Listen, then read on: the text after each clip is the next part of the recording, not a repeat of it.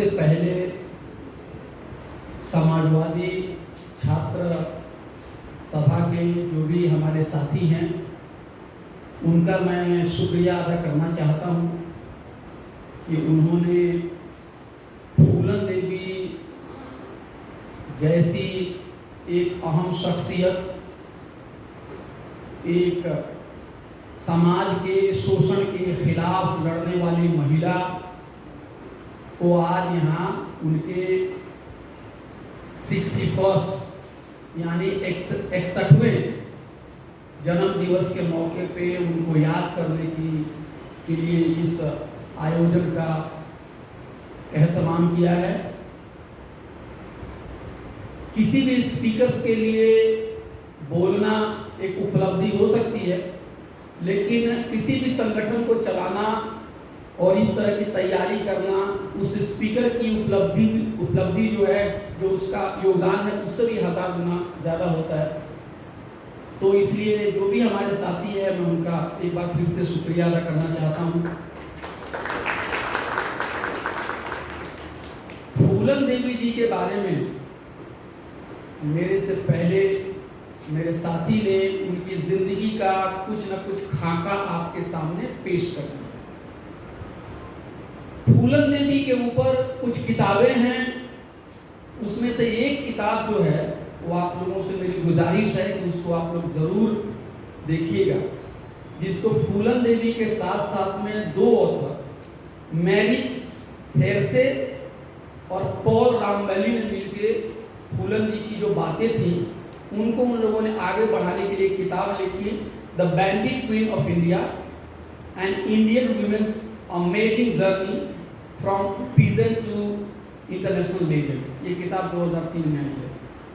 तो ये किताब के अंदर में अच्छी बात ये है कि ये किताब फूलन जी चूंकि पढ़ी लिखी नहीं थी, तो वो जो कुछ भी कहती थी उन बातों को लोग सुनते थे और उसको टाइप कर लेते थे या लिख लेते थे और फिर बाद में फूलन जी को सुनाई जाती थी वो बातें, और फिर उसमें वो तरमीम भी करती थी, बदलाव भी करती थी, और हर पेज के ऊपर फूलन जी का सिग्नेचर भी है।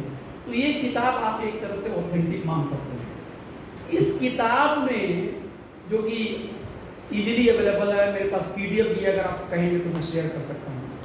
पता नहीं हिंदी में आई है कि नहीं, हिंदी में भी आनी चाहिए किताब। इस किताब में एक बात, बहुत ही दिलचस्प बात ऑथर ये कह रहे हैं अपने इंट्रोडक्शन में कि फूलन देवी जी शायद उत्तर प्रदेश के सैकड़ों साल के जो डकैती का जो इतिहास है उसमें शायद तीसरी डकैत नेता या डकैत लीडर थी। तो ये बात फैक्चुअली बिल्कुल सही है। किताब का टाइटल है बैंडिट क्वीन, ये भी एक तरह से सही है। बैंडिट को आप अंग्रेजी में गूगल कीजिए सर, तो अंग्रेजी में क्या बात आती है बैंडिट के बारे में? थिक, ये चोर और ये लुटेरे लोग जो हथियार के जोर पे लोगों का माल छीन लेते हैं। मुझे लगता है कि किताब जो है उसका एक टाइटल रखना पब्लिशर की एक मजबूरी होती है, बहुत सारे कंडीशंस होते हैं, लेकिन फूलन देवी जी को बैंडिट क्वीन कहना, मुझे लगता है कि उनका जो आंदोलन है उसको भी सही तरह से उसका आकलन नहीं हो पाता। बैंडिट वो कोई सामान लूट नहीं रही थी, वो किसी का सामान छीन नहीं रही थी, बल्कि उनकी इज्जत, उनकी इंसानियत, उनकी महिलापन, उनके समाज के लोगों का जो इज्जत है, जो उनके जीने का जो अधिकार है, उसको ये जातिवादी समाज छीन रहा है। तो बैंडिट जो हैं वो लूटने वाले हुए, उस लूट के खिलाफ लड़ने वाले रेबेल हुए। तो मुझे ये लगता है कि जो वंचितों की जो लड़ाई है उसमें हमें अपने शोषण के बारे में जरूर लिखना है, जो भी शोषण होता है, लेकिन शोषण की कहानी ही कह के अगर आप रुक गए तो वो कहानी आधी कहानी है, वो कहानी पूरी नहीं हुई। संघर्ष की कहानी को भी आपको लिखना होगा। इसलिए मुझे लगता है कि मैं अगर आज पब्लिशर होता या मुझे किताब लिखनी होती तो मैं कहता फूलन देवी बैंडिट क्वीन नहीं, डाकुओं की महारानी नहीं, बल्कि इटर्नल रेबेल। तो हमेशा जो विद्रोह कर रही है, और वो विद्रोह अपने लाभ के लिए नहीं कर रही है, किसी नेता से टिकट पाने के लिए नहीं कर रही है, बल्कि उसके स्वभाव में विद्रोह है। जहां कहीं पर भी उसको असमानता, जहां कभी भी भेदभाव देखने को मिलता है। तो मुझे लगता है ये मेरी राय थी, मेरा एक कमेंट था, क्योंकि सर जब आप किताब पढ़ते हैं तो आपका दिमाग भी कुछ काम करता है। वो बैंडिट क्वीन है actually, there is no doubt about, क्योंकि कहा गया है कि वो तीसरी डाकू की लीडर थी उत्तर प्रदेश के इतने बड़े इतिहास में। और जब विक्रम मल्लाह जी के साथ वो गैंग में जब आती हैं, तो वो जो एक महिलाओं के बारे में होता है ना, आजकल भी हमारे नेता हर बात पे कहते हैं कि अब चूड़ियां पहन लो, तो तुम लोग घर में घुस जाओ, तुम्हारे अंदर में मर्दानगी नहीं है। फूलन देवी ने दिखाया कि मर्दानगी उनके अंदर में, तथाकथित मर्दानगी, और उस मर्दानगी का मतलब आपको लगता है कि ताकत और घोड़े पे चढ़ना और दौड़ना और लड़ाई करना और बंदूक चलाना है, और तो उसमें फूलन देवी जी भी किसी से कम नहीं है। तो मुझे लगता है वो एक रेबल थी। अब देखिए बहुत ही अफसोस की बात है सर कि इस देश में जो सवर्ण के द्वारा नेतृत्व वाली जो मीडिया है, वो भी फूलन देवी को एक खास तरह से उनका कैरेक्टर बनाने की कोशिश करता है कि वो डाकू थी, तो लुटेरा थी, तो किसी जातियों के लोगों की उन्होंने हत्या कर दी।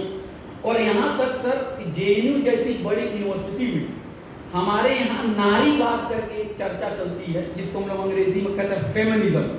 तो हमारे यहाँ भी जो नारीवाद के ऊपर जो लिखने वाले और पढ़ने वाले और लेक्चर देने वाले जो प्रोफेसर हैं, उन्होंने कभी फूलन देवी जी की बायोग्राफी को अपने निसाब में, अपने सिलेबस में नहीं लगाया। मुझे ज्ञात नहीं है कहीं लगा है कि नहीं। लेकिन जो यूरोप में कोई ऐसी महिला आंदोलन से जुड़ी हुई कोई हो, तो उनका, या कोई ऊंची जाति की कोई ऐसी महिला हो, तो उनकी किताब को पढ़ाने में ये लोग बहुत आसानी से उसको यूज करते हैं, उस कंटेंट को।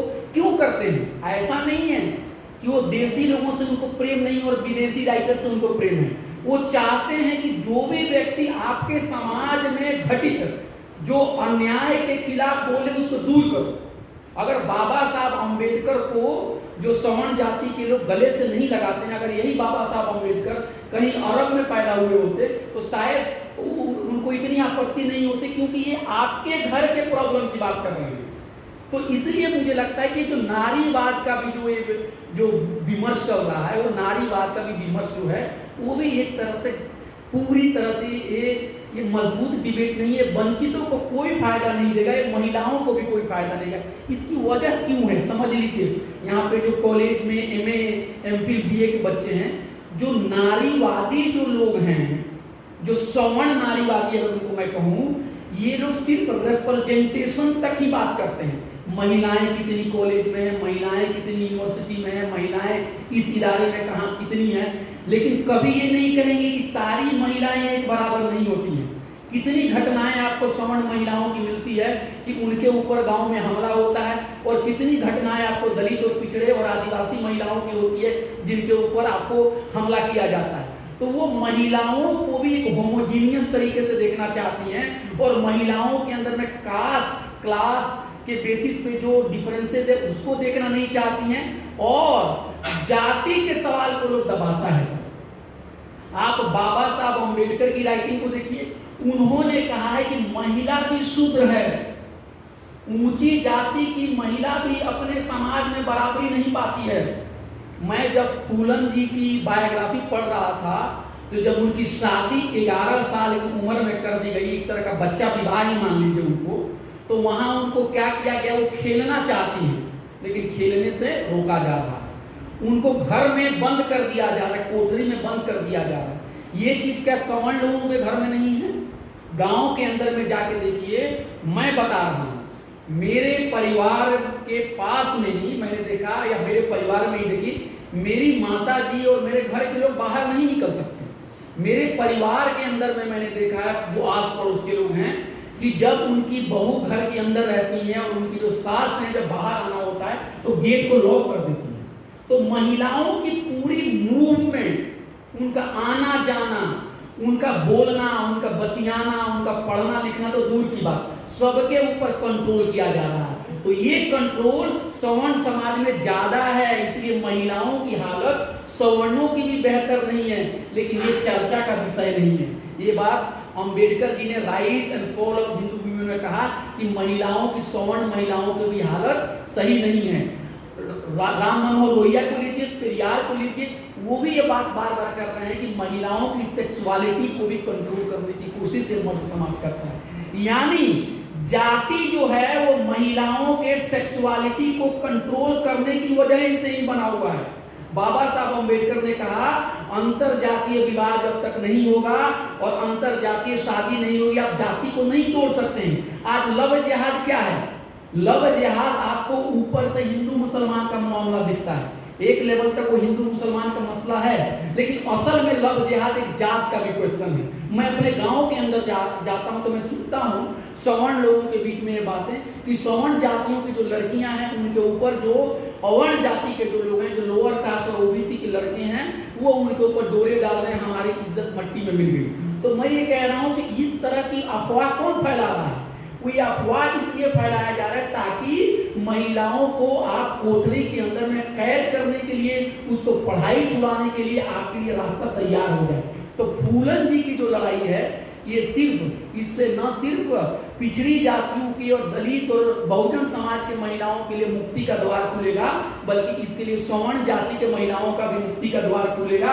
लेकिन अफसोस की बात है कि फूलन जी को कहा जाता है कि ये ऊंची जाति के खिलाफ थी, तो ये खास जाति के लोगों को उन्होंने कत्ल किया और उनके खिलाफ बदला लिया गया। ये बहुत ही अफसोस की बात है। इसीलिए इस जेएनयू जैसे तथाकथित प्रगतिशील संगठन, प्रगतिशील यूनिवर्सिटी में भी बहुत सारी जो छात्र संगठन है वो फूलन जी के ऊपर प्रोग्राम नहीं कराना चाहते। उनको लगता है क्या पता कुछ स्वर्ण मानसिकता के जो लोग हैं वो लोग हमसे नाराज हो जाएं, हमारी पार्टी के कैडर से निकल जाए। इसलिए मुझे लगता है कि समाजवादी छात्र सभा ने जो प्रोग्राम किया है ये बहुत ही इंपॉर्टेंट है।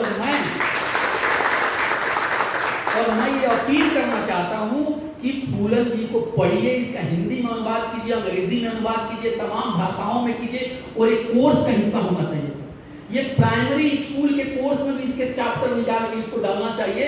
और मैं ये कहना चाहता हूं कि आप पढ़िए फूलन जी की लाइफ के बारे में, आपको खुद पता चलेगा कि उन्होंने किन किन से पंगा नहीं लिया। उन्होंने सवर्णों से ही सिर्फ पंगा नहीं लिया, और सवर्णों से पंगा लिया तो सवर्ण जाति में पैदा हुए लोगों से उनकी कोई व्यक्तिगत दुश्मनी नहीं थी। अगर सवर्ण समाज में कोई व्यक्ति, कोई दबंग है, कोई जमींदार है और वो क्या करेगा, किसी महिला को पकड़ लेगा, उसका हाथ बांध देगा, उसकी इज्जत पे हमला करेगा, तो क्या उसको महान कहना चाहिए? क्या उसके खिलाफ कोई कार्रवाई नहीं होनी चाहिए? तो मुझे यही लग रहा है कि फूलन देवी की जो लड़ाई है वो महिला की एक लड़ाई है, एक जाति को तोड़ने की लड़ाई है। ये लड़ाई किसी सवर्ण समाज के खिलाफ नहीं है। सवर्ण समाज को भी सोचना चाहिए कि आप जो है, जो जाति के ऊपर इतना प्राइड फील करते हैं, इस जाति ने क्या दिया। सर मैं अपने गांव की बात बताना चाहता हूँ। मेरे गांव में एक मल्लाह कम्युनिटी के एक हम लोगों के जानने वाले एक बड़े भाई हैं, उनका नाम है, हम लोग उनको कहते हैं गेंदा भैया कहते हैं। वो अपने जमाने के ग्रेजुएट हैं, अपने जमाने के ग्रेजुएट की आज से 30 साल और 40 साल पहले गांव में बहुत ज्यादा सवर्ण भी आपको ग्रेजुएट नहीं मिलते थे। कभी कभी मेरी वजह से जान पहचान है, मेरे दरवाजे पे जब हम आते हैं चाय वो पीते, एक छोटा सा बच्चा, ब्राह्मण समाज का एक छोटा सा बच्चा उनके लिए जब चाय लेकर अंदर से जब आ रहा है तो कह रहा है, एक घटवा चाय ले ली। तो बोल मेरा कोई नाम नहीं है क्या मेरा कोई नाम नहीं है क्या? आप मुझे घटवानी क्यों बोल रहे हो? भी आप 10 साल के बच्चे हो, मैं बीए तक पढ़ा लिखा हूँ। तो ये भी तो बात जो सवर्ण समाज बार बार कहता है, वो देश के बारे में बहुत चिंतित है, उसको भी तो सोचना चाहिए कि 10 साल का सवर्ण समाज का बच्चा कोई 50 साल के ग्रेजुएट व्यक्ति को घटवार कह के पुकारता है, उसकी जातिवादी नाम लेके पुकारता है। ये कहाँ से आया है? इसके लिए क्या फूलन देवी जिम्मेदार है? क्या फूलन देवी ने ये घर घर जाकर उनके बच्चों को कहा कि आप हमें घटवार बोलिए? आप इंसान हमें क्यों नहीं मान सकते हो? तो मुझे लगता है कि फूलन देवी के बारे में जिस तरह का दुष्प्रचार किया जा रहा है ये गलत है।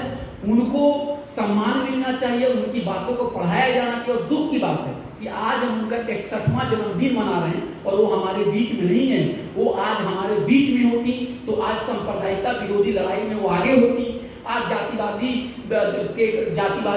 जो पॉलिसियां बन रही हैं उसके विरोध में होती है। एक बात याद रखिए, बस 2 मिनट में मैं अपनी बात खत्म करूंगा कि फूलन जी की राइटिंग में जो मैंने कहा कि वो इटर्नल रेबल है, हमेशा लड़ने वाली लड़ाकू हैं। उन्होंने किस किस से नहीं लड़ा? सिर्फ उन्होंने क्या सवर्णों से लड़ा? क्या उन्होंने अपने घर वालों से नहीं लड़ा, जिन घर वालों ने उनका तिरस्कार किया? क्या उन्होंने अपने शौहर से नहीं लड़ा?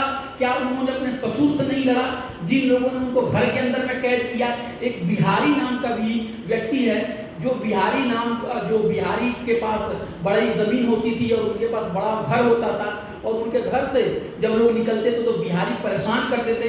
और मैं जो बिहारी का कैरेक्टर मैं देख रहा था तो मुझे ये बात समझ में आती थी कि किस तरह से सवर्ण जाति के लोग लोअर कास्ट लोगों को अपने घर से गुजरने नहीं देते हैं और उनका शौचालय जाना भी मतलब एक तरह से उसका बायकाट करते हैं। तो ये जो चीजें हैं, प्रॉपर्टी का जो एक एंगल है, इसके खिलाफ भी वो आवाज उठा रही और धर्म के ऊपर भी सवाल उठा रही है। धर्म के ऊपर क्यों सवाल उठा रही है? सुनिए, ये अपने पिताजी से बार बार पूछती हैं फूलन जी कि गॉड कहाँ रहते हैं, परमात्मा कहाँ है? तो छोटे बच्चों का होता है ना सवाल, छोटे बच्चे के तो होते हैं बड़े खतरनाक। तो छोटे बच्चे के सवाल जब खतरनाक होते तो पिताजी क्या कहता है, अरे गॉड कहाँ रहता है, तुम ही बताओ गॉड कहाँ रहता है? गॉड जंगल में रहता है। तो फूलन जी ये सवाल पूछ रही है कि उनके समाज में लोगों के पास जमीन नहीं है, उनके समाज में लोगों के पास कपड़े नहीं है। खुद फूलन जी के पास एक ही जोड़े कपड़े थे, उनके परिवार में किसी के पास जूते नहीं थे।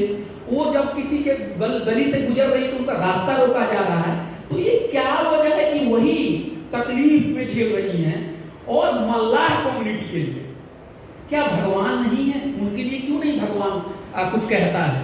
तो वो गॉड के ऊपर भी क्वेश्चन कर रही है। और ये बात भगत सिंह भी ऐसे ही वो why I am not atheist, Bhagat Singh ने जो छोटी सी पॉम्फलेट लिखा कि मैं नास्तिक क्यों, उसमें भी यही सवाल करेंगे, अगर खुदा है तो हम लोग इतने दुनिया धरती में भूखे और बेरोजगार और हमारा शोषण क्यों हो रहा है? तो फूलन जी की राइटिंग में समाज में जहां भी असमानता है उसके ऊपर उन्होंने क्वेश्चन किया।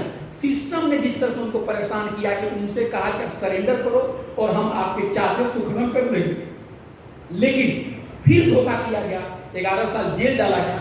और मुलायम सिंह यादव जी का भी हम लोग को आज शुक्रिया अदा करना चाहिए कि वो व्यक्ति जब होम मिनिस्टर होता है, वो व्यक्ति फूलन जी के तमाम चार्जेस को खत्म करके उनको मुख्य धारा में लाने की कोशिश करता है। और उनको लगता है कि अगर ऐसी महिला पार्लियामेंट में पहुंचेगी, नीति निर्धारक जगहों पे होगी तो समाज और आगे बढ़ेगा।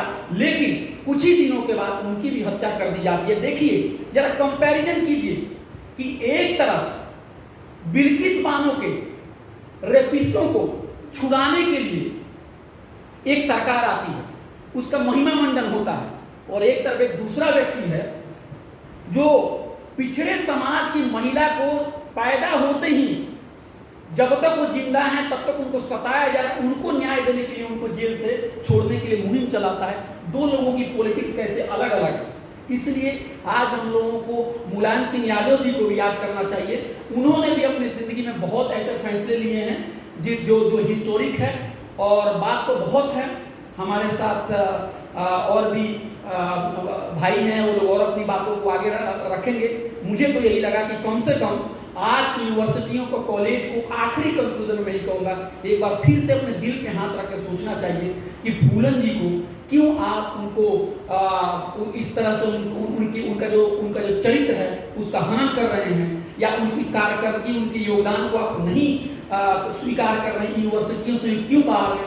सर, आज तक जितने भी अवार्ड मिले हैं और जितने भी पुरस्कार मिले हैं, अगर आप उसको लिस्ट को देखेंगे तो 90% और 95% उसमें सवर्ण जाति के लोग ही होते हैं।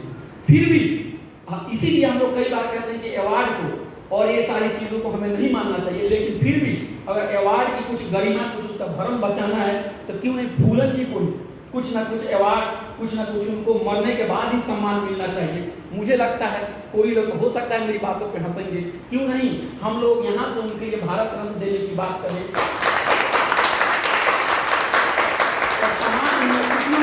उनको पढ़ाया जाए, उनकी बातों को ट्रांसलेट किया जाए। अगर अवार्ड को देना ही है तो किसी सही आदमी को दो। उस आदमी को क्यों देते हो जिसका समाज में कोई रोल ही नहीं है? मुझे लगता है कि फूलन देवी जी, बाबा साहब अम्बेडकर, पेरियार, फूले, सावित्रीबाई फूले, डॉक्टर राम मनोहर लोहिया की जो विरासत थी उसी को आगे बढ़ी है और उससे भी एक कदम आगे जाके उन्होंने न सिर्फ जुल्म सहा है बल्कि जुल्म के खिलाफ रेजिस्टेंस भी किया है और उसकी मिसाल भी छोड़ी है। हम लोगों को भी याद रखना चाहिए, वंचितों की लड़ाई, वंचितों का साहित्य रोने धोने का नहीं है बल्कि वो एक संघर्ष का भी साहित्य होना चाहिए। बहुत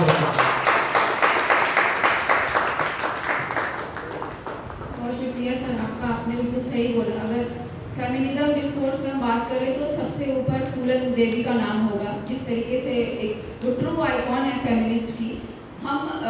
मैं सोशियोलॉजी से हूँ और हम पढ़ते हैं अगर फेमिनिज्म की फर्स्ट वेव ऑफ फेमिनिज्म आई, सेकेंड आई, थर्ड आई, फोर्थ आई, पर उसमें हम कहीं ना कहीं देखते हैं कि जो इंडियन फेमिनिस्ट पर्सपेक्टिव है वो मिसिंग है। और अगर इंडियन फेमिनिस्ट पर्सपेक्टिव आता है तो उसमें सबसे ऊपर फूलन देवी का नाम होगा, जिस हिसाब से वो पेट्रियार्की के खिलाफ या कास्ट एट्रोसिटीज हुई उसमें उनका सबसे ऊपर पायदान पे नाम होगा। बाकी सर आपने जैसा बोला कि सेक्सुअलिटी को एक तरीके से वेपन है वुमेन को कंट्रोल करने का, सर आपने बिल्कुल सही बोला। चाहे वो अपर कास्ट की विमेन हो या लोअर कास्ट की, उसको अगर कंट्रोल करना है तो उसकी सेक्सुअलिटी आप कंट्रोल करिए। जैसे बोलते हैं कि बड़े घर की बहू बेटी, सब लोग बोलते हैं, ताकि मतलब ये ऐसे फ्रेज है आप बोल के उनको कंट्रोल करते हो, उनको भी कहीं ना कहीं एहसास दिलाते हो। और इस चीज़ को गैस लाइटिंग इसको बोलते हैं कि आप उसको मैनिपुलेट कर रहे हो कि आप हो बड़े घर की बहू बेटी तो आप घर में रहो, लेकिन उस महिला को आभास नहीं है कि वह उसकी बुराई के लिए बात हो रही है, उसको रोकने की बात करी जा रही है, ना कि उसको बढ़ावा दिया जा रहा है कि तुम बड़े घर की बहू बेटी हो। तो सेक्सुअलिटी इज ईदर पजेस्ड और प्रोटेक्टेड, यही एक समाज में डिस्कोर्स चला आ रहा है। इसके खिलाफ हम सबको सोचना चाहिए और पढ़ना चाहिए कि विमेन को सेक्सुअलिटी के लिए नहीं बल्कि उनको फ्रीडम देनी चाहिए या पढ़ाई के लिए उनको मौका देने चाहिए, तो वो बहुत आगे निकल सकती हैं। आगे मैं तूफानी निशात सर को, आदरणीय तूफानी निशात सर को माइक देना चाहूँगी, जो समाजवादी पार्टी के प्रवक्ता हैं, जिन्होंने फूलन देवी के संघर्षों को सामने से देखा है, उनको महसूस किया है और उनके जीवन को भी काफ़ी नज़दीक से देखा है। तो सर आपका स्वागत है और मैं चाहूँगी कि आप फूलन देवी पे कुछ बातें। धन्यवाद रश्मि जी। सबसे पहले मैं समाजवादी छात्र सभा के सभी नौजवान बच्चे जो अब बहुजनों के भविष्य हैं, और मुझे बड़ी खुशी भी हो रही है, मैं बैठे बैठे सुन रहा था सर को, बहुत अच्छी बातें इन्होंने कही। बहुत सारी बातों को इनका मैं समर्थन करता हूं, लेकिन कुछ एक बातों का मैं कंक्लूज उसमें करना चाहूँगा। सबसे पहले मैं फूलन देवी जी को उनके चरणों में नमन करता हूँ। 1996 में मेरी उनसे मुलाकात होती है। पार्लियामेंट थाने के सामने एक धरना प्रदर्शन बहुजनों को लेकर के उन्होंने किया और उसमें मुझे पुलिस की बौछार और लाठी लगे और मैं घायल हुआ। मुझे पुलिस वाले उठा करके स्ट्रेचर पे ले जाकर के राम मनोहर लोहिया में एक लाश की तरह रख दिए, कोई देखने वाला नहीं था। 2.5 घंटे 250 से 300 लोग पार्लियामेंट थाने में बंद थे और जब सबका वहां से बेल हुआ, सब जमानत पे छूटे, तो किसी ने कहा कि दीदी एक समाज का बच्चा पता नहीं जिंदा है कि मर गया। मुझे पानी का बौछार लगा था, मैं 5-7 फुट ऊपर से गिरा था, मेरा पूरा ये डैमेज हो गया। तुरंत थाने से वो हॉस्पिटल जाती है राम मनोहर लोहिया, और जब पूछती है तो इमरजेंसी के पास लावारिस की तरह मैं एक स्ट्रेचर पे पड़ा था। उन्होंने कहा कि मेरा छोटा भाई है, और जैसे उन्होंने कहा कि मेरा छोटा भाई है, राम मनोहर लोहिया में अपनी तफरी मच गई, अपना तफरी मच गई और वहां तुरंत डॉक्टरों ने मेरा इलाज शुरू किया। मुझे होश नहीं, लेकिन रात को जब 9:30 बजे मुझे होश आया तो मेरे सर पे ऐसे हाथ उठे, मैं देखा ऐसे आंखें बंद कर। मुझे यकीन नहीं हो रहा था कि क्या फूलन देवी वाकई में मेरे पास बैठी हैं, मेरे लिए फल और भोजन लेकर के आई। मेरी आंखें नम हो जाती है, मेरा हृदय द्रवित हो उठता है और मैं उनके चरणों में 2 शब्दों से मैं समर्पित करता हूं कि दिया था दिल से रतन ले ले बहना। राखी है सामने, 4 बार राखी बांधा था इस कलाइयों में। दिया था दिल से रतन ले ले बहना, सोचा था सावन में बांधोगी राखी, विदाई में हमसे कफन ले ले बहना, विदाई में हमसे कफन ले ले बहना। इस देश का जो सामाजिक व्यवस्था है, ऐसे बहुजन के घर में वो पैदा हुई। अभी उनकी जर्नी हमारी बेटी बता रही थी कि 1963 में 10 अगस्त को वो पैदा होती है और 11 साल की उम्र में पुत्ती लाल नाम के व्यक्ति से शादी होती है, जो जिसको गांव में ठेठ भाषा में दुआ कहते हैं। दुआ यानी दूसरी शादी। उसके 2 बच्चे थे। घर वालों ने शादी इसलिए किया कि उसके पास जमीन ज्यादा थी, पैसा था, बेटी की शादी हो जाएगी तो खेत में काम करके अपना जीवन बसर करें। हैवानियत की हद पार कर दिया पुतीलाल। 11 साल की बच्ची के साथ जो नहीं करना चाहिए था वो करता था, और वहां से वो किसी तरह भाग करके अपनी बड़ी बहन के घर गई। जब बड़ी बहन के घर गई तो थोड़ी सी एज उनकी और बढ़ गई, और जब एज बढ़ी, शरीर पे थोड़ा सा यौवन आने लगा, तो इनके बहन के घर के पास जो सामंतवादी ठाकुर समाज के लोग रहते थे, उन्हीं में से 2 लड़के, नौजवान लड़के फिर फूलन देवी के पीछे पड़ गए और उठा करके इनके साथ रेप किया। मैं उनके साथ चला, मैं 4 साल 5 साल उनके साथ बिताया। वो बताती थी जब हम राजधानी में चलते थे, दिल्ली से बॉम्बे, दिल्ली से कलकत्ता, उस समय राजधानी में बैठने का मतलब कि चार्टर प्लेन में आप बैठे। मात्र 4 राजधानी पूरे हिंदुस्तान में थी। बंबई जर्नी में उन्होंने बताया कि जब उस दरिंदे ने मेरे साथ ऐसा किया और मैं उसका विद्रोह करना चाही, तो मेरे चोरी का इल्जाम लगा करके उन लोगों ने मुझे बंद करवा दिया थाने में। जब थाने में वो बंद हो गई तो इनके पिताजी रोने लगे, और इनके पिताजी कैलाश यादव जो किसान थे, उनके घर हरवाही का काम करते थे। फूलन देवी के पिता जा करके कैलाश यादव से बताए। कैलाश यादव लाठी उठाए और थाने में गए। उन्होंने 2 सवाल किया दरोगा से कि फूलन देवी के साथ रेप हुआ है, और रेप करने वाले कोई और नहीं, गांव के 2 नौजवान हैं, और चोरी का जो इल्जाम लगाया है, तो चोरी का क्या है आपके पास सबूत है, आप मुझे बताइए, हम चले जाएंगे। उन्होंने कहा दरोगा ने कि मैं छोड़ दूंगा, लेकिन एक बार आप बाबू साहब से बात कर लीजिए। बोले कि पकड़ के आप लाए, इल्जाम आप लगाए, बाबू साहब से क्यों बात कर लूं? बोले मुझे यहाँ काम करना है, बिना उनके यहाँ थाने में। उस समय की बात है, अब तो बहुत बदलाव हो गया। बिना बाबू साहब के मैं इस थाने में काम नौकरी नहीं कर पाऊंगा। वो जाते हैं, बाबू साहब की सहमति मिलती है एक शर्त पर कि फूलन देवी थाने से छूटेगी तो पहले मेरे घर आएगी। अपने घर पे उसको रुकने का व्यवस्था मैं करूंगा। थाने से छूटती है। कैलाश यादव और फूलन देवी के पिताजी लेकर के बाबू साहब के घर जाते हैं। 3 दिन फिर वो बाबू साहब फूलन देवी के साथ रेप करते हैं। वहां से भागती है वो बड़ी बहन के घर, वहां से फिर भागती है मां के घर। मतलब कहीं ठिकाना नहीं मिलता उनको। ये 4-5 साल 16 साल की उम्र तक वो भटकती रहती है। इसी दौरान विक्रम मल्लाह से उनकी मुलाकात होती है नदी के किनारे। विक्रम मल्लाह उनको लेकर के चंबल के बिहार में जाते हैं, जहां गुज्जर नाम के डकैत जो 40 डकैतों को लेकर के 40 डकैतों के सरदार थे और उस बिहार में रहते थे।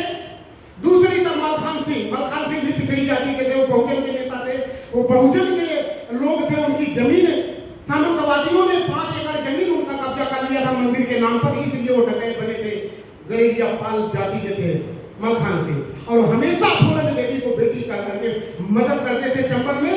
जब विक्रम सिंह लेकर के चंबल की घाटी में पहुंचते हैं तो गुज्जर सिंह जो ठाकुर समाज के थे वो सरदार थे, उनकी नजर पड़ी फूलन देवी पर। उनकी भी नीयत खराब हो गई। उन्होंने विक्रम मल्लाह से कहा कि आज से तुम हमारे जो टीम छिनैती करने के लिए जा रहे हैं, जो उगाही करने के लिए कानपुर जा रहे हैं, उसके तुम सरदार होंगे। विक्रम सिंह जाते हैं और जो फूलन देवी बड़ा भाई पिता कह करके गुज्जर सिंह के हाथ जोड़ते रहे, लेकिन विक्रम सिंह के पीछे गुज्जर सिंह ने भी फूलन देवी के साथ रेप किया। जब विक्रम मल्लाह आते हैं तो रो रो करके सारी घटना अब इसमें आकर के गुज्जर सिंह को गोली मार देता है करमल्ला और फिर बगावत हो जाता है। वहां दो टीम बन जाती है, एक विक्रम सिंह को मानने वाले लोग और दूसरे गुज्जर सिंह को मानने वाले लोग। विद्रोह हो जाता है, वहां गोली चलती है, बहुत सारे डकैत मारे जाते हैं। वहां से विक्रम फूलन को लेके भागते हैं। दतिया आती है। दतिया एक बड़ा फेमस मंदिर है, बगला मुखी जी का शक्तिपीठ है। दतिया के पास एक आम के पेड़ के नीचे वो सोए रहते हैं फूलन देवी को लेकर के। उसी समय बेहमई गांव का लाला राम और श्री राम मुखबिरी करके वहां पहुंचते हैं और सोए हुए विक्रम सिंह को गोली मार देते हैं। फूलन को उठा करके बेहमई के गांव में ले जाते हैं। लाला राम, श्री राम और उसके साथियों ने, जो उस समय आज तो 5000 के ऊपर आबादी हो गई, उस समय लगभग 27 से 2800 की आबादी बेहमई गांव में रही और जिसमें ठाकुरों का दबदबा था। उठा के ले जाते हैं लाला राम, श्री राम और फूलन देवी को वहां जहां गाय बछड़े बांधे जाते थे उसमें रखते हैं और उसके साथ बारी बारी से ये लोग लाला राम, श्री राम और इनके 4 साथी और 6 लोग बारी बारी से पूरी रात फूलन के साथ रेप करते हैं। और एक दिन नहीं, लगातार ये 10 दिन चलता है। उसके कपड़ों से बदबू आने लगता है, जानवरों की तरह उसके जहां गाय भैंस बांधे जाते हैं वहां रखते हैं और उससे पानी लेने के लिए कंबल ढाल करके कुएं पे बेचते हैं। आप लोगों ने बैंडेड फिल्म में देखा होगा, लेकिन इसमें थोड़ा अलग सीन है, वहां थोड़ा अलग था। तो मैंने कहा कि आपकी कुछ बातों से मैं इत्तेफाक नहीं रखता। मैं इसलिए कहा कि आपने कहा कि बाबा भीमराव अम्बेडकर ने कहा था कि चाहे वह सवर्ण की औरत महिलाएं हो और चाहे वह दलित बहुजन की महिलाएं हो, सब शूद्र हैं। अगर वह शूद्र है और शूद्र का उनको जरा सा किसी महिला पे दया थी तो क्या बिहमई में एक भी ऐसी महिला नहीं थी जो 10 दिन फूलन जी के साथ बेरहमी से जानवरों की तरह रेप किया जा रहा था? क्या एक महिला आवाज उठाने वाली नहीं थी? वहां बहनें भी थी, माताएं भी थी, दादियां भी थी, किसी एक महिला ने आवाज नहीं उठाया। और 10 दिन तक रेप उसके साथ होता रहा और 10 दिन के बाद वो मरणासन हालत में पहुंच गई। इसके बाद लाला राम ने कहा कि जाओ इसको चंबल में नहला के ले आओ। बेमई गांव का एक आदमी लेकर के फूलन देवी को चंबल में नहलाने के लिए जाता है, पीतल का लोटा लेकर के और एक पुरानी साड़ी लेकर के। पीछे पीछे फूलन चल रही, आगे आगे वो आदमी क्या, 2 आदमी थे, क्या रहते, एक आगे और एक पीछे। कुछ दूर जाने के बाद एक आदमी पेशाब करने लगा, जो आगे चल रहा था। फूलन देवी मुड़ के देखी, उस लोटे से उसके सर पे वार गिरा, वो गिर पड़ा और कूद के चंबल पार करके वो भागी। भाग करके गई, जो विक्रम सिंह ने उन्हें शूटिंग सिखाया था, फिर वो जा करके मलखान सिंह से मिली, बोली कि बाबूजी मेरे साथ ऐसा ऐसा व्यवहार हुआ और मैं इसका प्रतिकार, इसका बदला लेना चाहती हूँ। मेरा नाम फूलन था लेकिन मेरा जीवन कांटों पे बीता। मैं चाहती हूँ कि फिर इस देश में कोई फूलन देवी ना हो। मैं चाहती तो चंबल में डूब के मर जाती, मैं चाहती तो आत्महत्या कर लेती, और तो मैं आज चाहूँ तो आत्महत्या कर सकती हूँ, लेकिन मैं नहीं करूंगी। मैं चाहती हूँ कि फिर कोई बेटी फूलन ना बने हमारे गांव में, हमारे देश में। मलखान सिंह ने कहा कि क्या चाहिए तुम्हें? बोला थोड़ी सी मदद कर दो। मलखान सिंह जी ने उसे कुछ पैसा और एक घोड़ा और कुछ बंदूकें मुहैया कराई। एक करके उन्होंने अपनी एक टीम तैयार किया। उसमें सवर्ण जाति के लोग थे, उसमें बहुजन के लोग थे, उसमें पिछड़ी जाति के लोग थे, उसमें दलित, सब लोगों को उन्होंने 40 लोगों की अपनी टीम बनाई और टीम बना करके 14 फरवरी 1981 को बेमई में पहुंचती है रात और जाकर के उसी कुएं पर से आवाज लगाती है कि मुझे लाला राम, श्री राम दे दो, गांव से किसी से कोई दुश्मनी नहीं है। लाला राम, श्री राम को गांव वालों ने छुपा दिया और फूलन घंटों माताओं से बोलती रही, मिनती करती रही। उस गांव के लोगों को 26 नौजवान पुरुष और अधेड़ को उन्होंने अपने कब्जे में ले लिया। बोला हमारी किसी से कोई दुश्मनी नहीं है और हमारे साथ लाला राम, श्री राम के अलावा जिन लोगों ने दुराचार किया मैं उन्हें नहीं पहचानती, इसलिए मैं गलती से किसी को और सजा देना नहीं चाहती हूँ। मुझे लाला राम, श्री राम दे दो, मैं वापस चली जाऊंगी। किसी महिला अगर वो चाहती तो 40 जो इनके साथ नौजवान गए थे उस गांव के महिलाओं का, बहनों का, बेटियों का रेप करवाती, लेकिन बोली कि महिलाओं को खरोच नहीं आना चाहिए। फूलन ने कहा किसी महिला को खरोच नहीं आना चाहिए, मुझे लाला राम और श्री राम चाहिए। पकड़ के लेकर के 26 लोगों को चंबल की रेत पर जाती है नदी के किनारे। फिर आखिरी बार वो आवाज लगाती हैं 5 घंटे बाद, ये अभी भी समय है, लाला राम श्री राम को दे दो और नहीं तो उनको छुपाने के जुर्म में मैं किसी को नहीं छोड़ूंगी। जब लाला राम श्री राम को नहीं दिया, कुछ औरतें जा करके फूलन का पैर पकड़ के रोने लगी कि मैं सुहाग की भीख मांगती हूँ।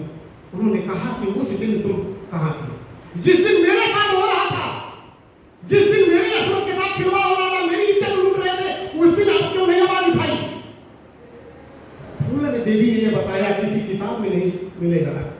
फूलन देवी ने यह बताया कि 26 लोगों में से 3 लोगों का या उसी दिन या 1 हफ्ते पहले शादी हुई थी।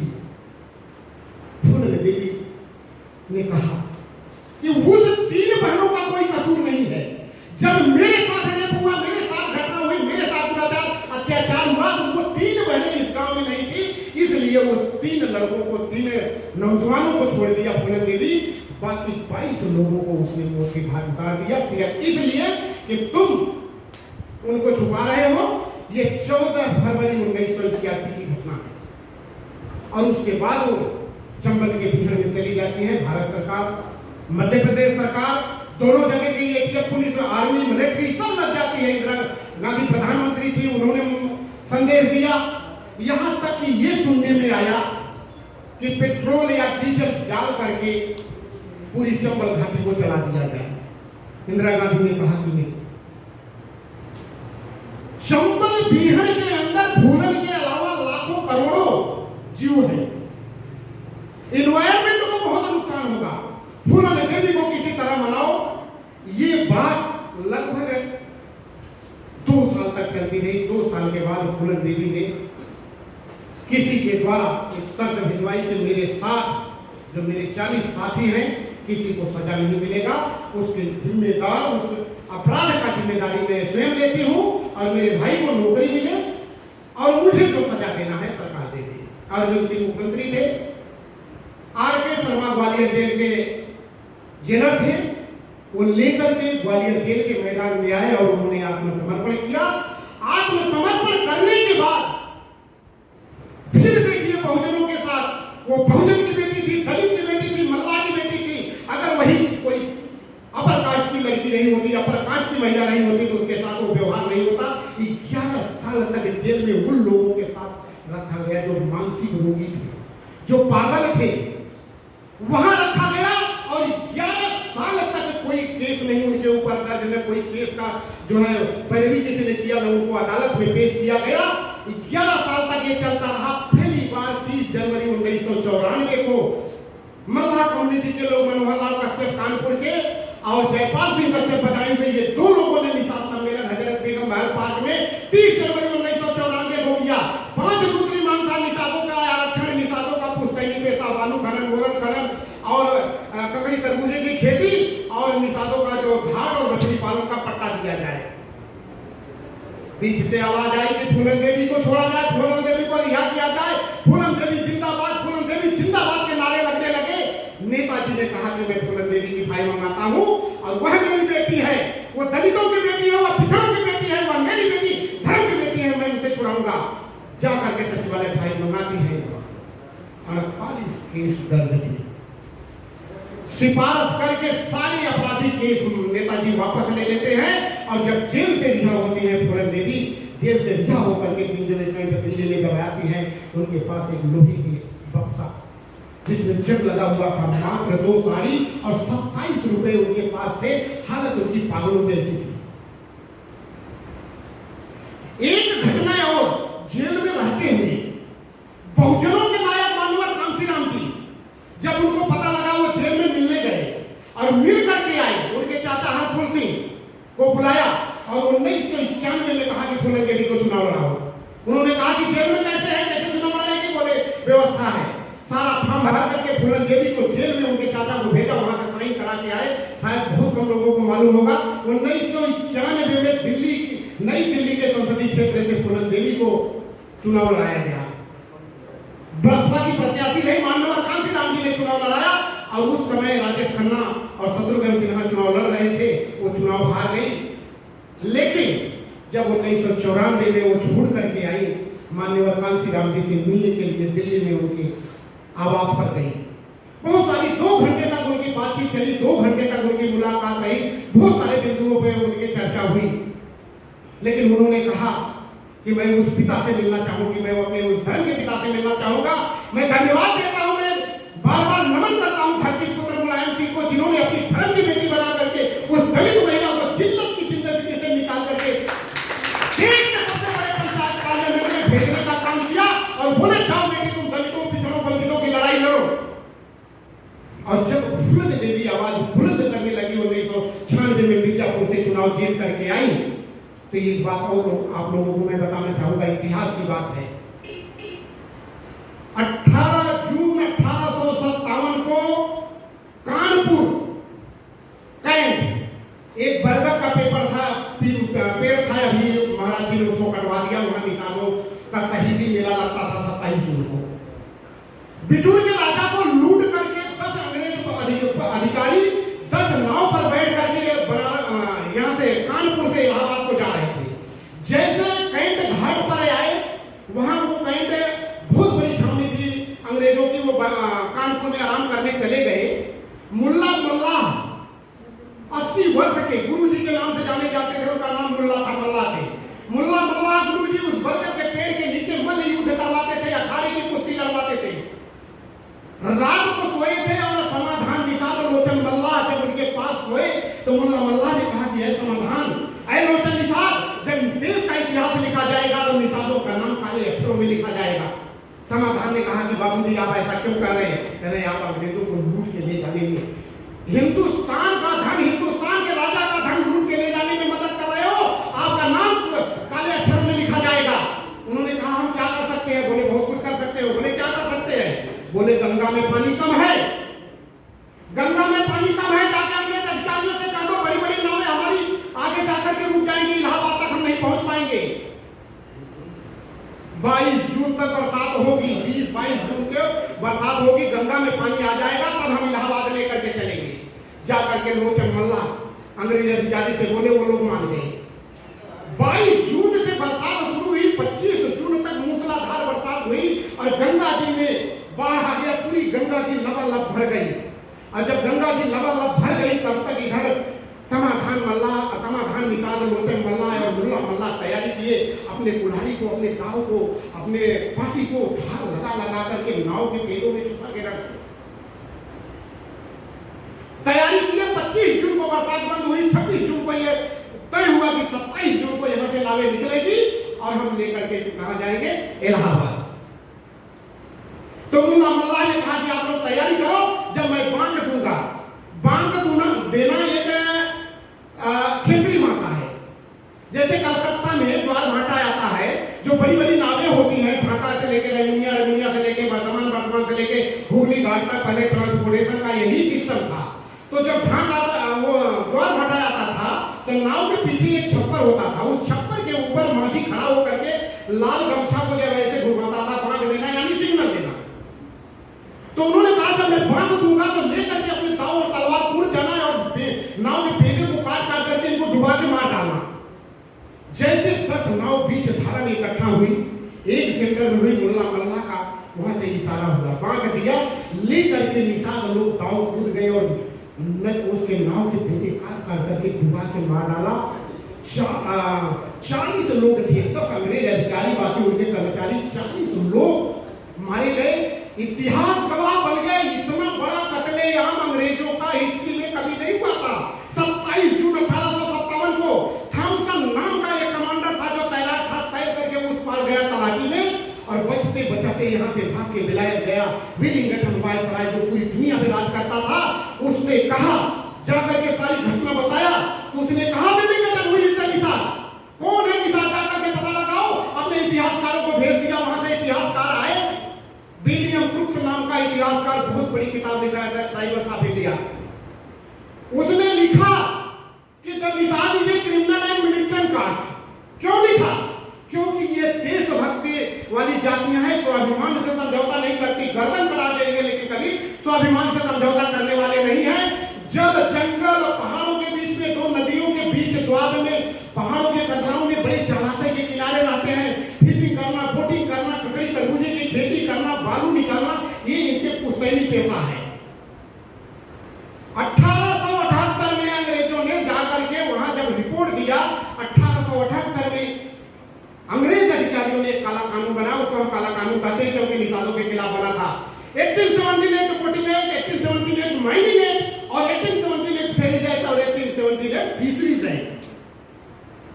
नाव चलाना, मछली मारना, नदियों से बालू निकालना, बड़ी नदियों गंगा जमुना सरजू बेतवा के किनारे जब नदी बाढ़ चली जाए तो उसके तराई में लकड़ी तरबूजे की खेती करना। बोले छीन लो इनसे। बोले अगर इनसे छीन लेंगे तो नाव का लाहों के अलावा कोई चला नहीं पाएगा, नदी के अंदर से रेत कोई निकाल नहीं पाएगा, मछली इनके अलावा कोई बड़ी नदियों से निकाल नहीं पाएगा। तो उन्होंने कहा रेवेन्यू सिस्टम कर दो, घाटों पे रेवेन्यू सिस्टम कर दो, लगा दो घाटों पे रेवेन्यू।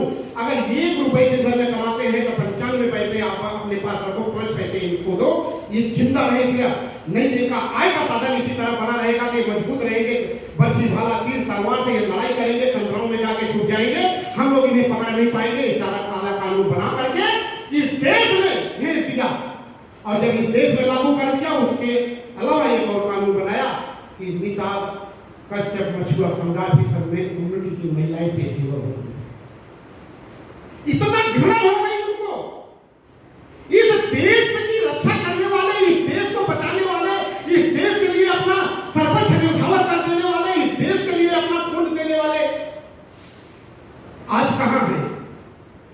और फिर उन्होंने मल्ला मारो अभियान चलाया। जब मल्ला मारो अभियान चलाया तो केवट की बस्तियों में जाते थे। किसकी बस्ती है? केवट की, रात में कतलेआम। किसकी बस्ती है? निषादों की, रात को कतलेआम। किसकी बस्ती है? माझी की, रात को कतलेआम। निषाद मुखिया ने आपस में बैठ करके मीटिंग की है कि कोई अनजान व्यक्ति आके पूछता है किसकी बस्ती है तो ये मत बताना, केवट माझी मल्ला, कुछ भी बता देना। और वहीं से यह समाज 103 उपजातियों में 103 नाम से जाने वाली जातियां ये बन गई। मल्लाह केवट माझी न बता करके, निषाद न बता करके, उत्तर प्रदेश का कश्यप, निषाद, बिंद, केवट, कामा, चाई, बादल, धुरिया, दिया, खरवार, बेलदार, तुरैया, और चाहे वह बंगाल, असम का जालो मालो, जमुआ केवट, हमला केवट, नाम शुद्ध, पत्नी टंडेल, और चाहे वह कर्नाटक और तमिलनाडु का राजपुत्रा, गंगापुत्रा, मलैया, मच्छिंदर, मच्छीमार, और चाहे वह महाराष्ट्र नागपुर का कोली, वो कोली के उपजातियां, डेवरे कोली, टोकरे कोली, महादेव कोली, और चाहे वह गुजरात का कश्यप, निषाद, दिल्ली की उपजातियां जो भोई है, और भोई की उपजातियां राजे भोई, खाते भोई, झीका भोई, नाम शुद्ध, पत्नी टंडेल, और कश्मीर से लेके पंजाब, हरियाणा और राजस्थान तक कश्यप, निषाद, बिंद के साथ मेरा लिखने वाले बहुत बड़ी संख्या में यह जातियां तमाम नामों से बढ़ गई। और यही कारण था कि देश के आजादी के बाद सरदार पटेल ने डीएनटी 5वीं कैटेगरी बना करके इनको मुक्त तो कर दिया 1950 में, लेकिन जो 1931 की जनगणना थी, 1931 का और फिर 1961 में हुआ, उसमें बड़ी त्रुटियां हैं, उधर मैं नहीं जाना चाहूंगा, बड़ा लंबा विषय हो जाएगा। जब यह 103 नामों से यह जातियां बन गई, जब फूलन देवी को सांसद माननीय नेताजी की कृपा से बने, तो गुजरात का जब कोई भोई जाता था, हमें बहन जी से मिलना है, अरे कौन हो भाई, क्या नाम है? बसंत भाई टंडेल, हम भोई हैं। भोई कौन होते हैं? फूलन देवी वाले। सागर पुत्रा कौन होते हैं? फूलन देवी वाले। राजपुत्रा कौन होते हैं? फूलन देवी वाले। सागर पुत्रा कौन होते हैं? फूलन देवी वाले। जलुआ केवट, हलुआ। अब जैसे बंगाल है, बंगाल में जो जाल चलाता है उसको जलुआ केवट बोलते हैं, जो हाथ चलाता है वो हलुआ केवट बोलते हैं। अलग अलग ऐसे नामों से बढ़ गए। तो जो अंग्रेजों के खौफ से 103 नामों से जाने जाने वाली ये जातियां बढ़ गई थी, फूलन देवी के आने से ये जातियां एक हो गई। और यही बात इस देश में राज करने वाले श्रमण जाति और ओछी मानसिकता वाले लोग, कि अगर ये एक हो गए तो इन्होंने अंग्रेजों को नहीं छोड़ा, हम लोगों को भगाने में देर नहीं होगी, इन्होंने तुरंत साजिश रची। और फूलन देवी के पास जो वाई प्लस श्रेणी का सुरक्षा मिला था, तुरंत 2001 में माननीय राजनाथ सिंह की सरकार बनती है, केंद्र में अटल जी की सरकार, लाल कृष्ण आडवाणी होम मिनिस्टर होते हैं, इनको राजनाथ सिंह जी की चिट्ठी आती है कि फूलन देवी को वाई प्लस श्रेणी की सुरक्षा की जरूरत नहीं है। हम लोगों ने विरोध करा, उसके बावजूद फूलन देवी की सुरक्षा हटा करके एक सिविल वर्दी में दे दिया गया और फूलन देवी की हत्या कर दी। फूलन देवी की हत्या कर दी गई। मैं उस समय दिल्ली में था, मैं फैक्ट्री चलाता हूँ, बैग की फैक्ट्री चलाता हूँ, स्कूल बैग, लैपटॉप बैग की फैक्ट्री है। और 97 में 5 अप्रैल 1997 को फूलन देवी ने अपने हाथों से इनोग्रेशन किया था, अपने हाथों से लगाया था। आज भी मैं उसको चलाता हूँ।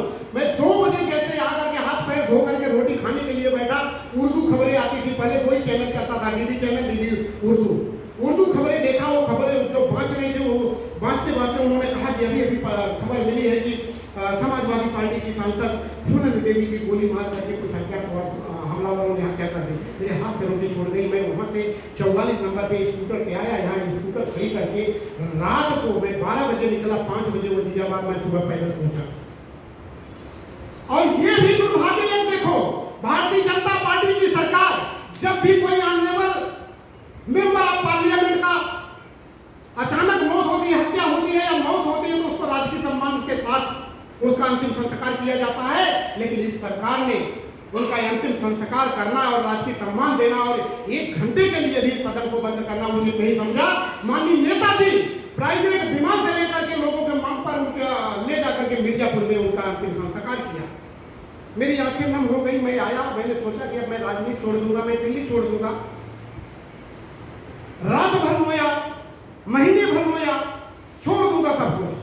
लेकिन उनकी कुछ बातें याद आई मुझे, वो कहती थी, और जब उनके साथ चलते थे तो बातों को बताती थी, वो बातें याद आई। तो फिर मैंने अपने आप को संभाला और फिर मैं सब उनके लिए लिखा। अरे जवानी को देखा, रवानी को देखा, वीरों के खूनी कहानी को देखा। जवानी को देखा, रवानी को देखा, वीरों के खूनी कहानी को देखा। जब तक जिंदा रही जुर्म से लड़ती रही।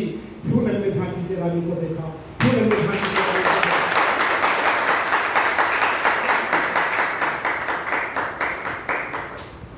अब बहुत ज्यादा लंबा और नहीं खींचूंगा, लगता है आप लोगों को। थोड़ा सा मैं कंक्लूड करूंगा, अपने अंतिम 2 बात कह करके मैं विराम दूंगा। उनका एक ही सपना था, बहुजन। बहुजनों के लोग, सामंतवादियों से उन्हें चिढ़ नहीं थी, कुछ लोगों से चिढ़ थी। जो ठाकुर बनाम मल्लाह कहा गया कि 22 ठाकुरों को मल्लाह होकर के मारी थी, उस दृष्टि से देखा गया। अभी आप लोगों ने देखा होगा, सुधांशु त्रिवेदी गला फाड़ फाड़ के कह रहे थे कि डकैत थी कि नहीं, डकैत थी कि नहीं, डकैत थी कि नहीं। वो सर्टिफिकेट बांट रहे थे। ये लोग क्या कहना चाहते हैं? डकैत किसने बनाया फूलन देवी को? क्यों वो डकैत बनी? बहुजन की बेटी थी, दलित की बेटी थी, मल्लाह की बेटी थी, गरीब थी, सिस्टम में नहीं थी, पढ़ी लिखी नहीं थी। इसलिए अब ये दायित्व आप सब लोगों का बनता है। वो जो काम कर गई है, वो जो लड़ाई लड़ गई है, जैसा कि मिश्रा जी ने कहा कि भारत रत्न का मांग होना चाहिए, तो कलम में वो ताकत है कि जो तीर और तलवार में ताकत नहीं है, बंदूक की ताकत फूलन देवी ने दिखाया था। आए मेरे नौजवान बच्चों, नौजवान साथियों, कलम की ताकत है, आप दिखा दो, बहुजनों को न्याय मिल जाएगा। फूलन देवी के अधूरे सपने को हम लोग पूरा करेंगे और उनका जो अधूरा सपना रह गया था कि बहुजन को न्याय मिले, उस न्याय की लड़ाई हम सब लोग मिल करके लड़ेंगे। शेर सिंह राणा भारतीय जनता पार्टी की दोनों जगह सरकार थी, उत्तर प्रदेश और केंद्र में, उसने हत्या करा और पुनः 2017 में फिर केंद्र की सरकार अब भारतीय जनता पार्टी की बनती है और उत्तर प्रदेश में भारतीय जनता पार्टी के यह संजोग नहीं है। वह हत्यारा जिसके खिलाफ तमाम सबूत है, मेंबर ऑफ पार्लियामेंट वीवीआईपी इलाके में जिसकी हत्या हुई, और वह हत्यारा छूट गया और Y+ श्रेणी का सुरक्षा देकर के भारतीय जनता पार्टी उससे अपना प्रचार करवा रही है। माननीय नेताजी सदन में आवाज उठाए कि उसका क्या कसूर था। दलित की बेटी थी, गरीब की बेटी थी, मल्लाह की बेटी थी, क्यों नहीं सरकार ने उसके ऊपर मुकदमा चलाए? जितने फॉरवर्ड क्लास के सामंतवादी समाज के लोग डकैत थे, जिन्होंने डकैती की, सबको रिहा कर दिया गया, सबको छोड़ दिया गया, ये फूलन देवी को छोड़ करके। क्यों? क्या कसूर था उसका? ये पार्लियामेंट में 1 बार नहीं 3 बार उन्होंने आवाज उठाया और बोले कि जब तक मैं जिंदा रहूंगा, फूलन को संरक्षण देता रहूंगा, फूलन को ताकत देता रहूंगा। वो मेरी धर्म की बेटी है, वो मुझे अपना धर्म का पिता मानती है। नेताजी को आज हमारे बीच में नहीं है, ऐसे ही नहीं नेताजी को उपाधि किसी को मिल जाती है, ऐसे कोई धरती पुत्र नहीं हो जाता। एक धरती पुत्र सदियों में पैदा होता है और आज तक अगर नेताजी को उपाधि किसी को मिली है तो सुभाष चंद्र बोस को और दूसरे हमारे माननीय मुलायम सिंह यादव को। जो बहुजनों के नेता थे, बहुजनों के नायक थे, वो सबके लिए लड़ते थे, वो ये जाति के लिए नहीं लड़ते थे। विपक्षी पार्टियां, भारतीय जनता पार्टी के लोग या दूसरे लोग उनके ऊपर एलिगेशन लगाते हैं, उनके ऊपर आरोप लगाते हैं कि वो सिर्फ यादव के नेता हैं। नेताजी यादव के नेता नहीं थे, नेताजी इस देश के नेता थे। नेताजी ने इस देश के लिए जो काम किया है, जब रक्षा मंत्री 1996 98 में बने थे, जब सियाचिन के बॉर्डर पे गए थे, वहाँ आकर के कर्नल से बात किया कि जो हमारे जवान शहीद होते हैं, इनके परिवार को क्या सुरक्षा, क्या व्यवस्था मिलती है। सेना के अधिकारियों ने बताया कि एक प्रशस्ति पत्र, 1 लाख रुपए, उनका पिल्ला और बहुत होता है तो टोपी उनके घर भेज दिया। आंखें भर आई, क्योंकि जो नौजवान गांव देहात से पढ़ लिख करके दौड़ कर करके और फिजिकल और थ्योरी को पास करके सेना में भर्ती होता है और जा करके देश की रखवाली करता है, हम लोग सोते हैं और -45 डिग्री सेल्सियस पे सियाचिन के बॉर्डर पे रखवाली करता है, और उनकी अगर वहाँ शहादत हो जाए, मृत्यु हो जाए, तो उनके घर वालों को भोगी तक नसीब नहीं होती थी, उनका शरीर तक नसीब नहीं होता था।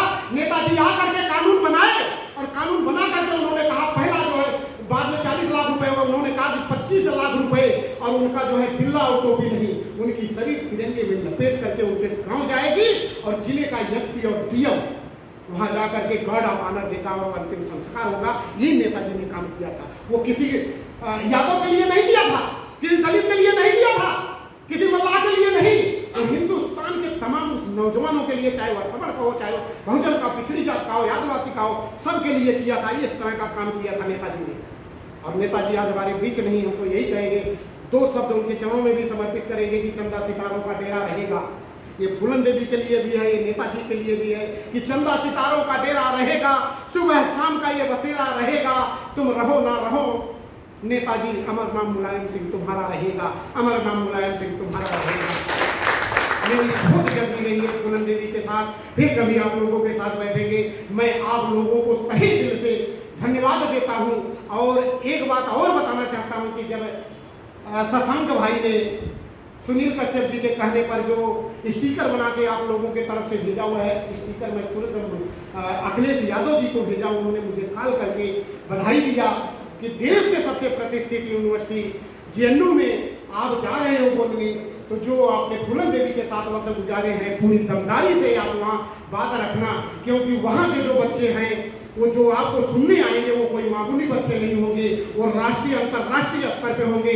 कोई स्कॉलरशिप कर रहा होगा, कोई पीएचडी कर रहा होगा, और कोई वहाँ से निकलने के बाद यूके जाएगा, कोई कैलिफोर्निया जाएगा, कोई जापान जाएगा, कोई रसिया जाएगा। वहाँ मामूली लोग नहीं होंगे, जो बच्चे होंगे वो बहुत ब्रिलियंट होंगे।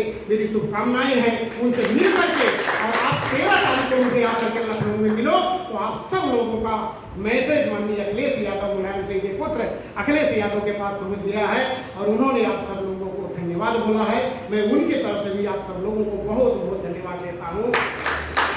जय हिंद, जय भारत, जय समाजवाद, जय गौरव। धन्यवाद।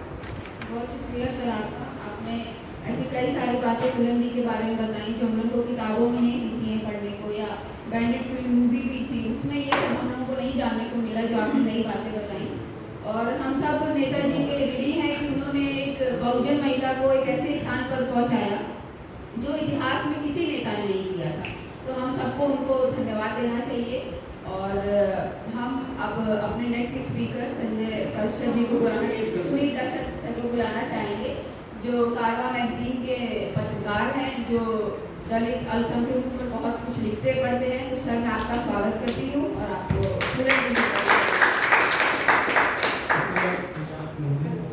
मैं समाजवादी छात्र सभा के साथियों का धन्यवाद करना चाहता हूँ सबके लिए।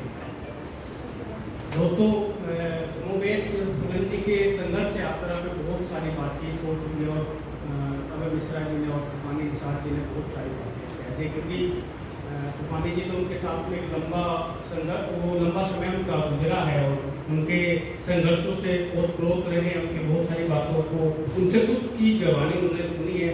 तो हम लोगों को सबको सुन के बहुत अच्छा लग रहा था जब हम वो सारी की सारी बातचीत कर रहे थे। मैं अपनी बातचीत एक छोटे से किस्से से शुरू करूँगा। मेरे गाँव में एक महिला थी जिसका नाम फूलो वाल्मीकि था। फूलो वाल्मीकि की कहानी ये थी कि फूलो वाल्मीकि ने 89 में प्रधानी का चुनाव लड़ा था, और उस समय प्रधानी में रिजर्वेशन नहीं आया था। प्रधानी पंचायती राज में उत्तर प्रदेश में 1996 में रिजर्वेशन आया था, लेकिन फूलो वाल्मीकि एकमात्र महिला जो है चुनाव लड़ रही थी, जबकि बहुत सारे, और उसमें महिला रिजर्वेशन भी नहीं आया था। तो उसमें बहुत सारे पुरुष चुनाव लड़ रहे थे, और उसमें ज़्यादातर जाट प्रत्याशी थे, ब्राह्मण प्रत्याशी थे। तो फुल्लो वाल्मीकि जब चुनाव लड़ रही थी तो उस चुनाव में बहुत सारी गोलियां चली थी उस पूरे चुनाव में, और फुल्लो वाल्मीकि जो लीड कर रही थी, बाकी जो नॉन जाट जाते अभी उनको लीड कर रही थी, और उस चुनाव में वो अच्छी फाइट करती है, हालांकि चुनाव वो हार जाती है। ये बात मैं इसलिए बता रहा हूँ कि बाद के दिनों में जब हम फुल्लो ताई उनको बोलते थे, तो फुल्लो ताई से जब हम मिलते थे तो पूछते थे, फुल्लो ताई आपको ये प्रेरणा कहाँ से मिली, आपको ये सब ये जज्बा उस टाइम पे कहाँ से आया? तो बोलती थी कि मुझे सारी प्रेरणा फूलन देवी से मिली, कि उनको सारा का सारा 89 में जो उस समय का समय चल रहा, तो ऐसी बहुत सारी महिलाएं हैं, ये तो एक उदाहरण हो सकता है, ऐसी तमाम महिलाएं जिनको अगर घर में भी कोई थोड़ी बगावत करती थी महिला तो बोलती थी फूलन देवी हो गई है। ये इस तरह की चीजों से वो बातचीत की जाती है। देखिए फूलन देवी का जब अगर जीवन पे बात करें तो आप देखिए तो उसका तो महज 27 साल का ये कैरियर है फूलन देवी का। 10 साल से शुरू होता है, जब वो 10 साल की होती है, और 2001 में जब वो 37 साल की होती है, 37 साल में भी जब होने में उनके 15 दिन बाकी होते हैं, उससे पहले उनकी हत्या कर दी जाती है। अब उनको देखिए कि कैसे पितृसत्ता से, फिर सामंतवाद से, और फिर इस व्यवस्था से वो लड़ रही है सारी की सारी चीजें। इतनी सारी बातचीत की फूलन देवी पे आ चुकी है, 2-3 बातें जो छूटी है जिन पे मैं बस थोड़ा सा बात करूंगा, बहुत लंबा मैं इसको नहीं खींचूंगा। एक तो ये बात कि फूलन देवी जी अपने हर चीज में बहुत ही समझ रखते थे, वो भले स्कूल नहीं गई थी। आपने अभय जी ने ये बात बताई कि वो कैसे अपने पिताजी से वो छोटे छोटे सवाल कर लिए भगवान को लेके, जमीन को लेके, जो चीजें हैं, जो कमी है, आप ताज्जुब करेंगे। हालांकि मुझे तूफानी जी ने बात बताई थी, हालांकि इनको पता नहीं कैसे वो याद रही, जब भी उनके घर पे कोई आता था तो सबसे पहले फूलन जी का ये सवाल होता था कि खाना खाया कि नहीं खाया, क्योंकि उनको पता था कि कोई आपके पास दूर से आ रहा है, उसके लिए खाना कितना जरूरी चीज है। और वो जिस जगह से, जिन वर्गों से आई थी, उनको इस बात का एहसास था कि वहाँ खाने की कितनी तंगी है, इसलिए उस अपने हर वर्कर से, मिलने वाले से, और कई बार तो इत्तेफाकन ये होता था कि अगर कोई रात के 2 बजे अगर कोई नहीं है तो फूलन जी खुद अपने हाथ से बना के खाना खिला देते थे। तो ये एक समझ में एक क्लियरेंस आप देखिए। तमाम चीजें होने के बाद ना आप सोचिए कि फूलन जी जब जेल से निकल ली है तो सबसे पहले मान्यवर कांशीराम साहब ने उनको चुनाव लड़ाया, और सबसे पहले वो मान्यवर कांशीराम से ही मिली, लंबी बातचीत हुई। हालांकि वो अलग बात है कि वो बहन जी का एक कॉन्फ्लिक्ट था जिसकी वजह से बसपा नहीं जाता, नहीं तो उनकी पहली पसंद बसपा ही थी। फिर दूसरी बात यह कि वो इतनी क्लियर थी कि उन्होंने वहां से जाने के बाद में दूसरा सबसे बड़ा काम किया कि उन्होंने बौद्ध धर्म एक्सेप्ट किया। फूलन देवी हिंदू धर्म में नहीं रही, उन्होंने बौद्ध धर्म एक्सेप्ट कर लिया, और उन्होंने शुरू में ही कर लिया था जब वो निकल के आ गई थी, और भी रैदास जयंती के दिन उन्होंने किया, वहीं पे क्या जब बाबा साहब ने किया।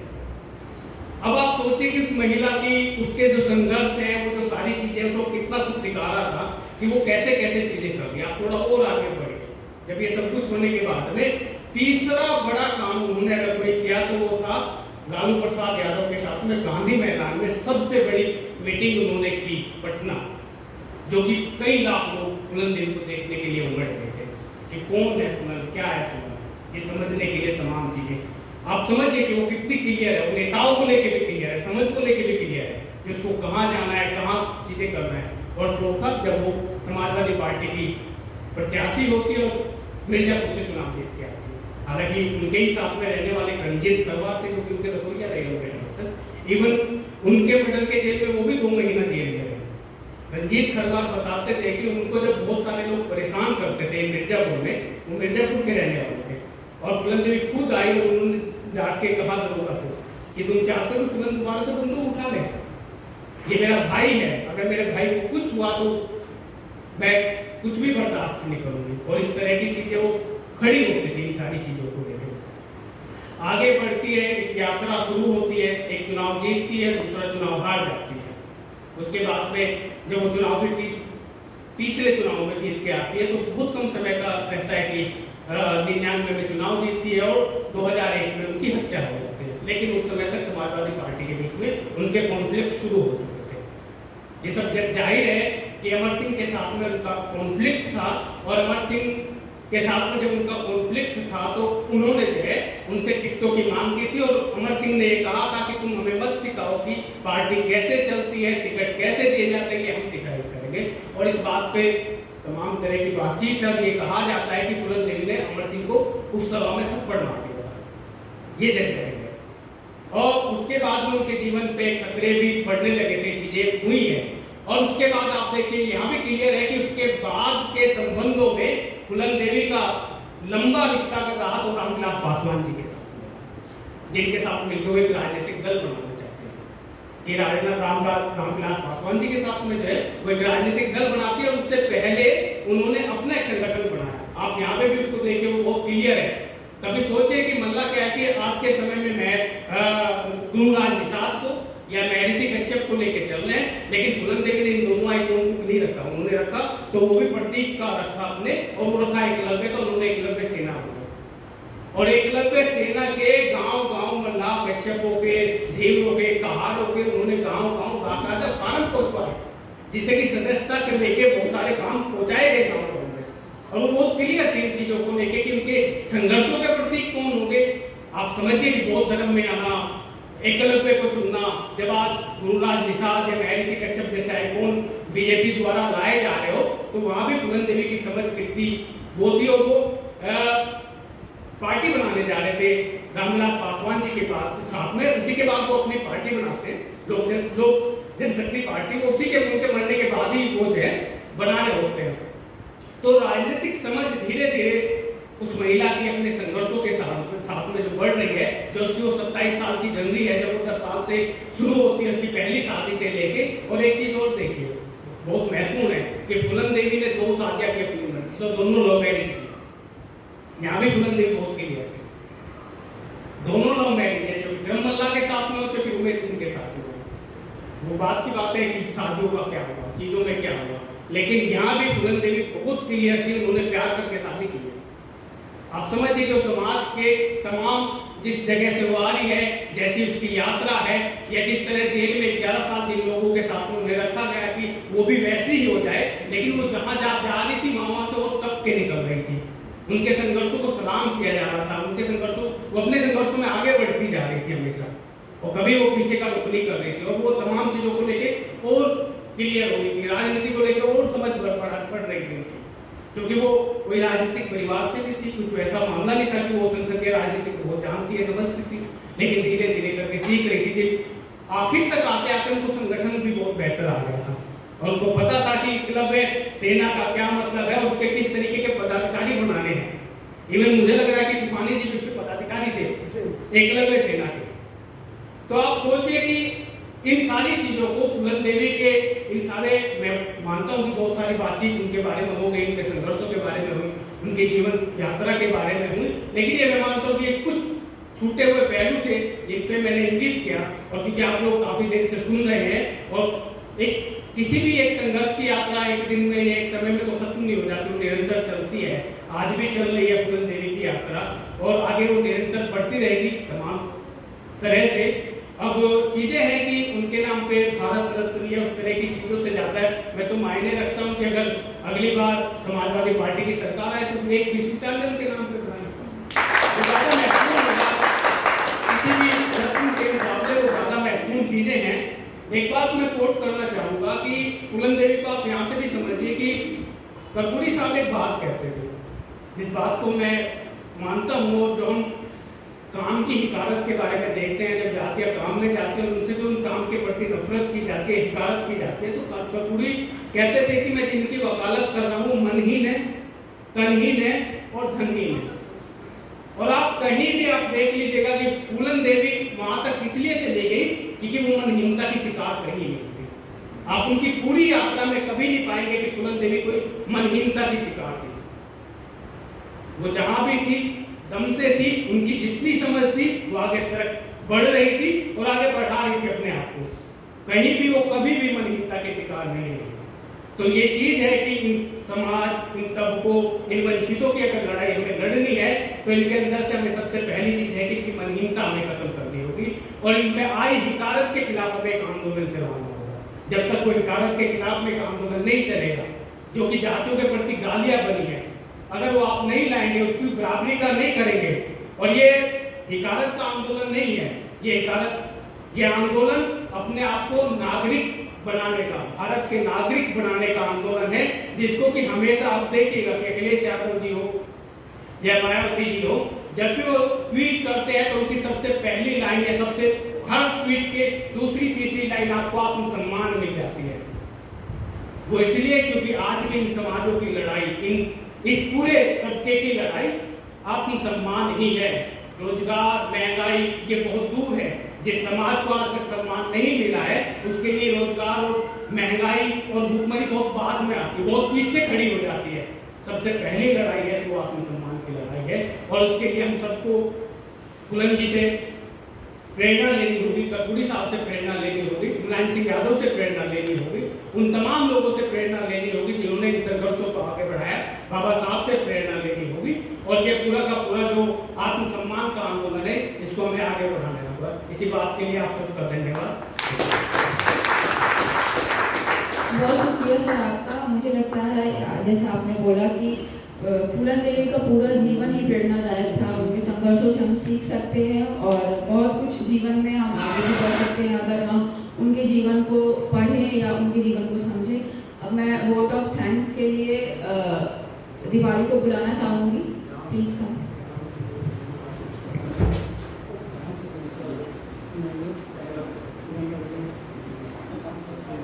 मैं आप सभी का धन्यवाद देना चाहती हूँ कि आप सब लोग हमारे प्रोग्राम में आए, फूलन देवी जी के, एंड हमारे जो स्पीकर्स हैं, स्पेशली सर का, जिन्होंने हमें बहुत सारे ऐसे फैक्ट्स बताए जिनसे हम अभी तक अनअवेयर थे।